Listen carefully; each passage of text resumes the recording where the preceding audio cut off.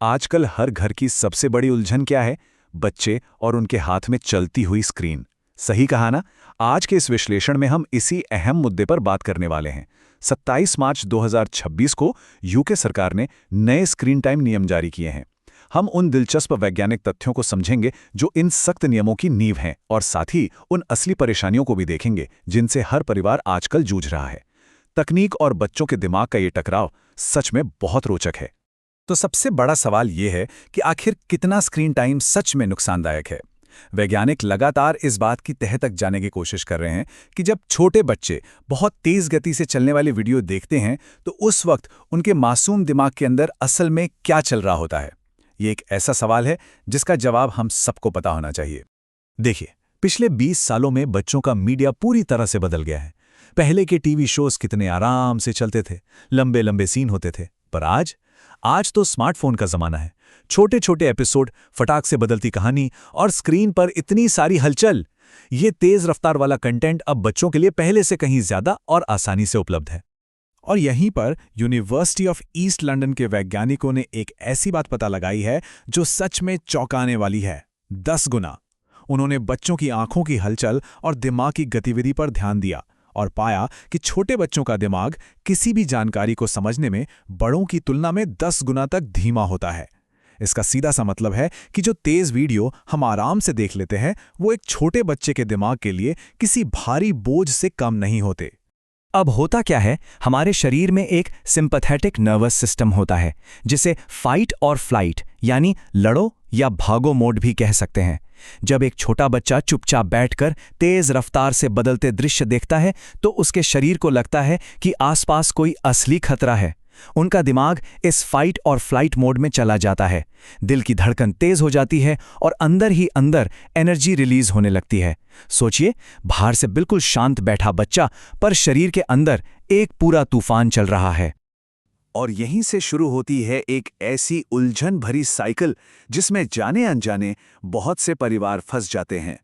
Research साफ साफ कहती है कि बचपन में ज्यादा तेज कंटेंट देखने का सीधा असर आगे चलकर व्यवहार पर पड़ता है। बच्चा रो रहा है, नखरे कर रहा है, तो उसे शांत करने के लिए तुरंत फोन पकड़ा दिया जाता है।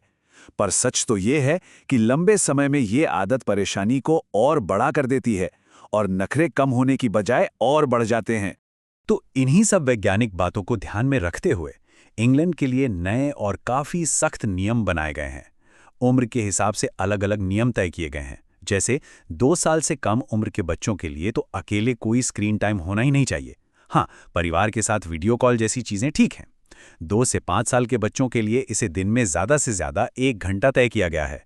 खाना खाते वक्त और सोने से 1 घंटा पहले स्क्रीन बिल्कुल बंद। और कोशिश यही होनी चाहिए कि जो भी देखा जाए वो सब साथ मिल के देखें। वैसे बात सिर्फ वक्त की नहीं है, बात इसकी भी है कि देखा क्या जा रहा है। दिशा निर्देशों में साफ कहा गया है कि बच्चों के लिए धीमी गति वाला और उनकी उम्र के हिसाब से सही कंटेंट ही चुना जाना चाहिए। और सबसे खास बात, सोशल मीडिया स्टाइल वाले तेज वीडियो और आजकल जो एआई वाले खिलौने आते हैं ना, उनसे बच्चों को पूरी तरह से दूर रखने की सलाह दी गई है। अब थ्योरी तो काफी हो गई, पर असलियत क्या है, इसको समझने के लिए मैनचेस्टर के मॉन्टेस्टियर परिवार का अनुभव देखते हैं। उन्होंने 1 हफ्ते तक अपना स्क्रीन टाइम कम करने की कोशिश की। सुबह टीवी की जगह बच्चों के साथ डांस करने का प्लान बनाया। पर जैसा कि 2 बच्चों की मां एलेक्सिस बताती हैं, शुरू में तो लगा कि हाँ, ये हो जाएगा, पर असली जिंदगी में वैसा कुछ हो नहीं पाया। और इसकी वजह समझना मुश्किल नहीं है। 5 साल की रोमी और 2 साल के मार्लो जैसे बच्चों को संभालना सच में कोई आसान काम थोड़ी है। एक भरी पूरी दिनचर्या में स्क्रीन कई बार एक जरूरी मददगार बन जाती है ताकि झगड़े ना हों, बच्चे ज्यादा नखरे ना करें और घर के बड़े आराम से अपना बचा हुआ काम निपटा सकें।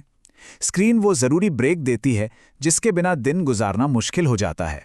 एलेक्सिस का ये अनुभव एक वैज्ञानिक आदर्श और घर की हकीकत के बीच के सीधे टकराव को दिखाता है। वो कहती हैं कि उन्हें उस वक्त की जरूरत होती है। खाना बनाने या स्कूल की तैयारी के वक्त बच्चों को चुपचाप किताब पढ़ने बिठा देना हमेशा मुमकिन नहीं होता। ये वो समय है जब स्क्रीन के बिना शायद घर का पहिया ही रुक जाए। तो अब ऐसे में क्या किया जाए? क्या भविष्य के लिए स्क्रीन से पूरी तरह दूर रहना ही एकमात्र सही रास्ता है? जबकि विज्ञान साफ तौर पर इसके नुकसान गिना रहा है, कुछ लोगों का मानना है कि आज की दुनिया में स्क्रीन टाइम को बिल्कुल जीरो कर देना न सिर्फ बेहद मुश्किल है, बल्कि शायद बच्चों के भविष्य के लिए नुकसानदायक भी हो सकता है। यहीं पर पेरेंट्स ऑन नाम की संस्था का एक बिल्कुल अलग नजरिया सामने आता है। उनका मानना है कि तकनीक तो हमारा भविष्य है।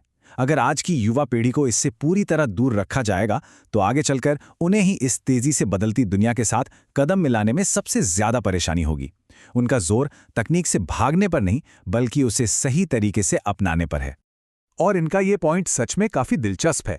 एक तरफ सरकार कहती है एआई से बचो, पर जरा सोचिए, आजकल तो घरों में मौजूद स्मार्ट स्पीकर भी एआई से चलते हैं। 5 साल का बच्चा जिसके घर में ऐसी डिवाइस है, वो तो स्वाभाविक रूप से उससे बात करेगा ही।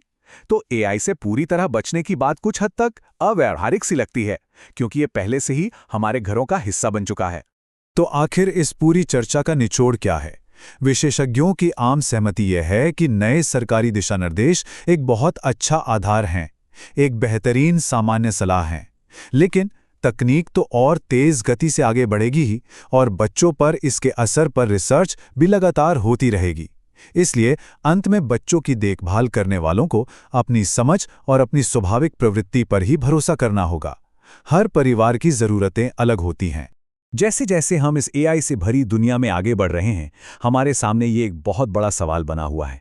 आखिर समाज बच्चों के दिमाग के सेहतमंद विकास और आज की इस तकनीकी हकीकत के बीच का ये नाजुक संतुलन कैसे बनाएगा?